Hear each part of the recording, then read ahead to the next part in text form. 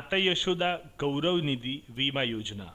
હા, આઈસીડીએસ દ્વારા આ યોજનાની શરૂઆત કરવામાં આવી છે અને આ યોજનાનો લાભ આંગણવાડી કાર્યકર અને આંગણવાડી તેડાગરને મળવાપાત્ર છે, જેમાં અવસાનના કિસ્સામાં ₹50,000 મળવાપાત્ર છે અને આંગણવાડી કાર્યકરો અને તેડાગરોને વીમા કવચ પૂરી પાડતી આ એક સરકારી યોજના છે.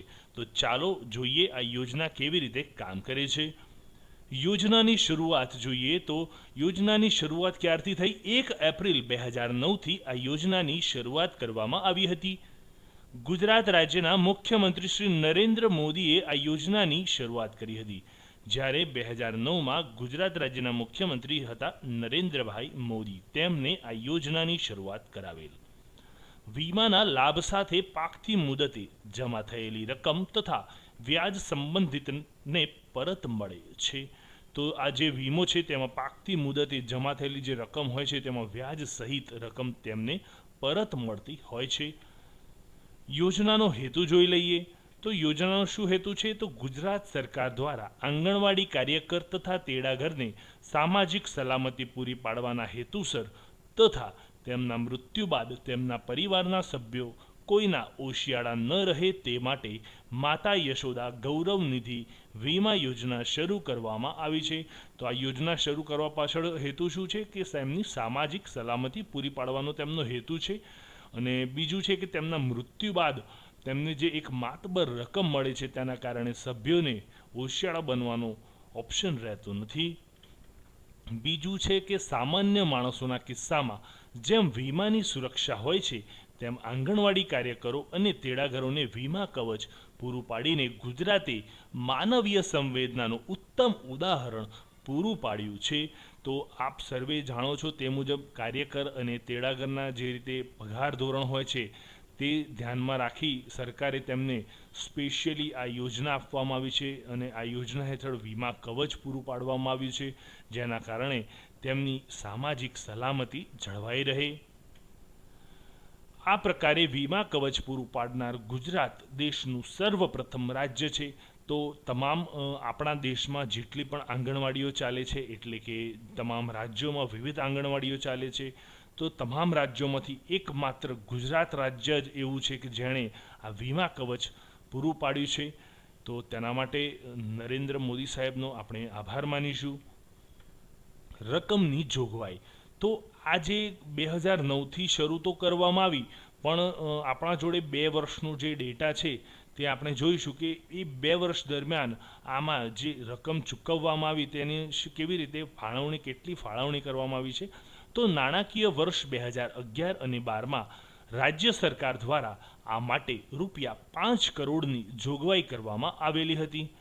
અને બીજું છે નાણાકીય વર્ષ 2013 અને 14માં રાજ્ય સરકાર દ્વારા આ માટે ₹5.93 કરોડની જોગવાઈ કરવામાં આવેલી હતી. તો આ 2 વર્ષના ડેટા આપણી જોડે હાજર છે, એટલે આપ જોઈ શકો છો કે 5 કરોડ કે તેથી વધુ રકમની જોગવાઈ આ યોજના હેઠળ કરવામાં આવી છે. યોજનાની પ્રક્રિયા અને તેના લાભ વિશે પરિચિત થઈએ તો આંગણવાડી કાર્યકર તથા તેડાગરના નોકરીના વર્ષો દરમિયાન દર માસે તેમના પગારમાંથી ₹100 જે વીમાનું પ્રીમિયમ છે તે ભરવામાં આવે છે, એટલે કે ડાયરેક્ટ બેંકના અકાઉન્ટમાંથી ત્યાં કપાઈને સીધું પ્રીમિયમ ખાતે જમા થાય છે. એટલે દર માસે ₹100 કપાતા હોય છે, એટલે કે વર્ષના ₹1200 થયા. બીજું, ભારતીય જીવન વીમા નિગમ એટલે કે LICના સહયોગમાં ₹50 રાજ્ય સરકાર અને ₹50 લાભાર્થી દ્વારા ભરવામાં આવતા હોય છે.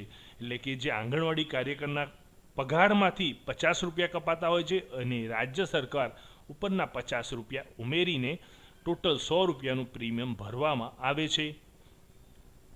₹100ના પ્રીમિયમ પૈકી ₹70નું જે વીમા કવચ છે તે પેટે જતા હોય છે અને ₹83 વીમા ધારકના ખાતામાં જમા રાખવા માટે આવે છે.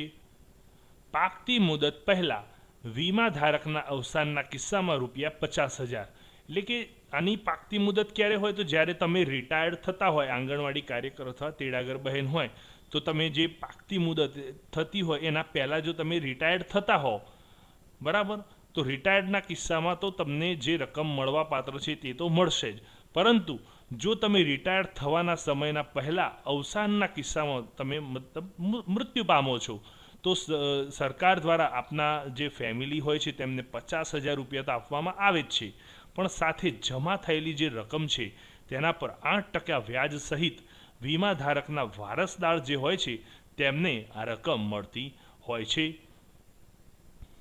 નોકરી પૂર્ણ થયેથી મળવાપાત્ર લાભ.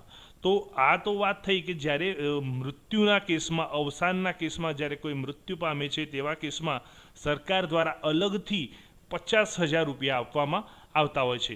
પરંતુ જો આપણે હેમખેમ નોકરી પૂર્ણ કરી હોય તો નોકરી પૂર્ણ કર્યા પછી આ વીમાના શું લાભો છે તે તેમને મળવાપાત્ર છે તે જોઈએ. તો અહીં નોકરીના પૂર્ણ થયેલ વર્ષ અને ચૂકવવા પાત્ર રકમ બંને સાઈડ આપેલી છે. નોકરીના વર્ષમાં 15 વર્ષ એટલે કે તમે તમારો જે નોકરીનો કાર્યકાળ હોય એ 15 વર્ષનો રહ્યો હોય તો તેવા સંજોગોમાં તમને મળવાપાત્ર રકમ એટલે તમને ચૂકવવા મતલબ મળવાપાત્ર તમને રકમ 28,215 છે. જ્યારે નોકરીને 20 વર્ષ પૂરા થયા હોય તો 47,554 રકમ મળવાપાત્ર છે. નોકરીને 25 વર્ષ પૂર્ણ થયા હોય તો 75,968 રકમ મળવાપાત્ર છે. 30 વર્ષ નોકરીને જો પૂર્ણ થયા હોય તો 1,70,719 રૂપિયા મળવાપાત્ર છે. અને જો તમે નોકરી કુલ 35 વર્ષ કરી હોય, તમે પણ આપ સર્વે જાણો છો કે 58 અથવા 60 વર્ષે નોકરીમાંથી તમે રિટાયર્ડ થશો એટલે તમે કેટલા વર્ષ નોકરી કરી છે તે સૌથી અગત્યનું રહેતું હોય છે. સપોઝ તમે એક વાત સમજો કે તમે 28 વર્ષે નોકરી લાગ્યા તો તમે 58 વર્ષે રિટાયર્ડ થશો તો તમારો નોકરીનો સમયગાળો થશે 30 વર્ષ. તો અહીંયા જોઈ શકો છો કે 30 વર્ષે 1,70,719 રૂપિયા મળવાપાત્ર છે. એ જ પ્રમાણે આપણે 35 વર્ષનો નોકરીનો સમયગાળો થયો હોય તો 1,79,064 રૂપિયા આ લાભ મળવાપાત્ર છે. તો મિત્રો, આજે આપણે વાત કરી માતા યશોદા ગૌરવ નિધિ વીમા યોજના વિશે. આજનો વિડીયો આપને પસંદ પડ્યો હોય તો જરૂરથી લાઈક કરશો અને ચેનલને સબસ્ક્રાઈબ કરવાનું ભૂલશો નહીં. અને જોડાયેલા રહો અમારી ચેનલ સાથે આવા અવનવા વિડીયો જોવા માટે. ધન્યવાદ.